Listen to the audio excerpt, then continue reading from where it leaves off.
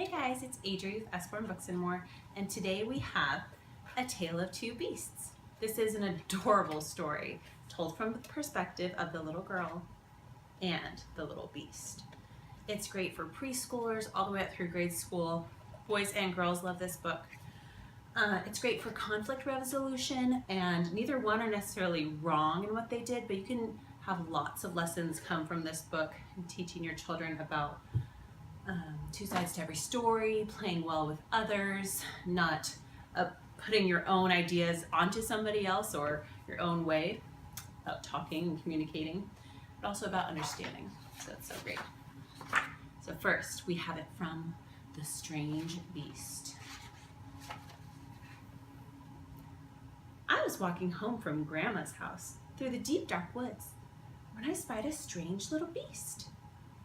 He was stuck up a tree and whining sadly. Beep, beep. So I decided to rescue him. I will call you Fang, I told him.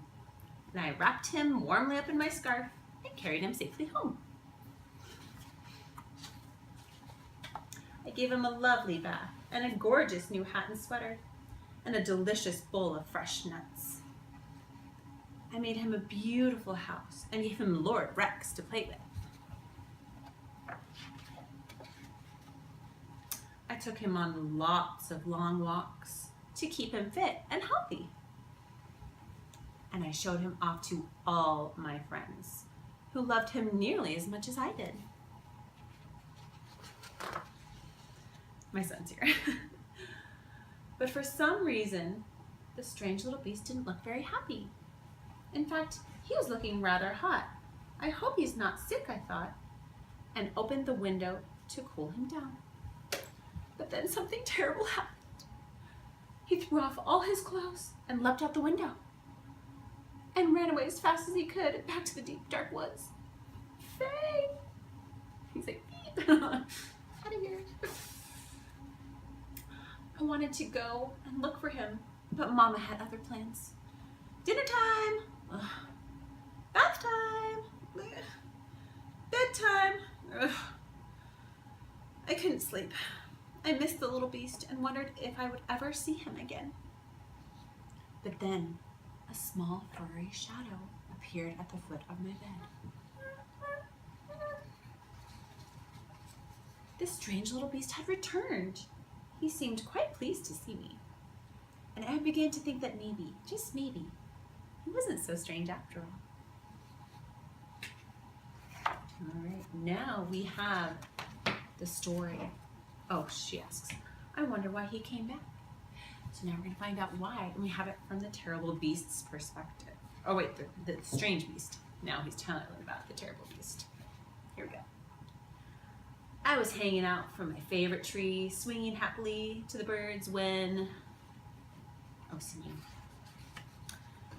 I was ambushed by a terrible beast. She growled at me and tied me up and carried me off to her secret lair.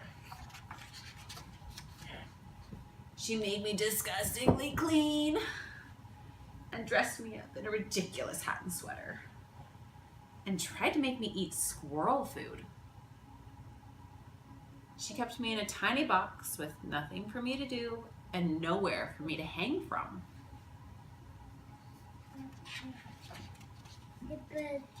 She made me walk backwards and forwards and backwards again for no reason whatsoever.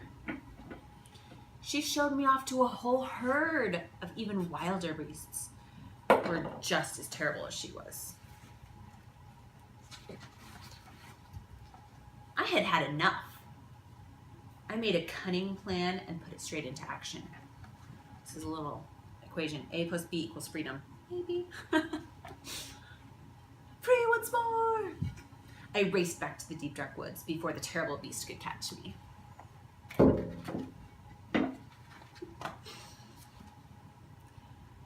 It was so peaceful in the deep dark woods.